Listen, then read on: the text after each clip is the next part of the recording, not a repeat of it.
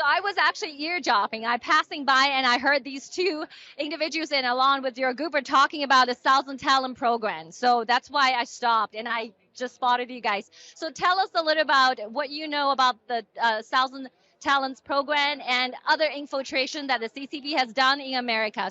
So I actually up in Boston recently covered a story, right? There was a big one in the news talking about gain of function research that was supposedly being done at one of the laboratories there.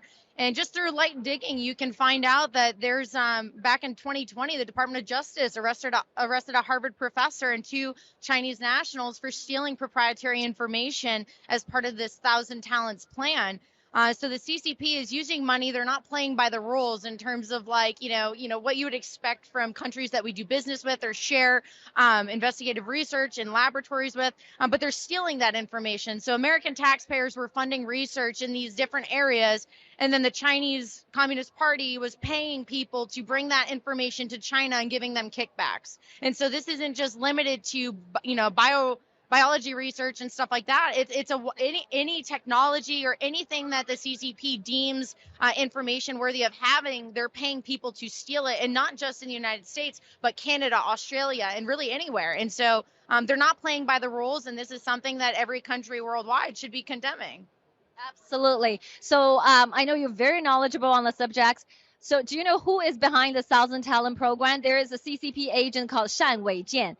This is actually, we're protesting. There are protesting around the America. There's a couple of cities. We're actually going to his house and protesting. We wanted to root out those, foreign agents that working for the CCP. I know you did a lot of research. You're very knowledgeable about the United Front work department work, the intelligence. So tell us about that and how they infiltrate the United States. So some of you may know my work with Epoch Times actually goes back to 2006, but I've been an investigative reporter since 2008. My work in 2008 as an investigative journalist started when I accidentally uncovered the United Front Work Department operations in Flushing, Queens, and New York. And of course, I didn't know what I found at first. It shocked me. I found that the Chinese, the Tongs, right, were linked with the triads, of course, were basically being recruited by the Chinese Communist Party through the Chinese consulates. At the time, Chinese Consul General Peng Ke-yu was actually meeting with members, specifically the Fujian American Association. Some of you may be aware the Fujian American Association in New York is also affiliated with the Fuqing Gang, one of the largest transnational organized crime groups in the world, Chinese mafia, right? The CCP was recruiting these individuals to basically work as overseas agents. We've heard these news stories about Chinese police departments operating in America. A lot of those are just Tongs recruited by the CCP under the United Front Work Department.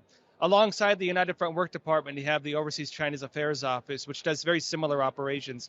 You can understand these basically as leadership capture.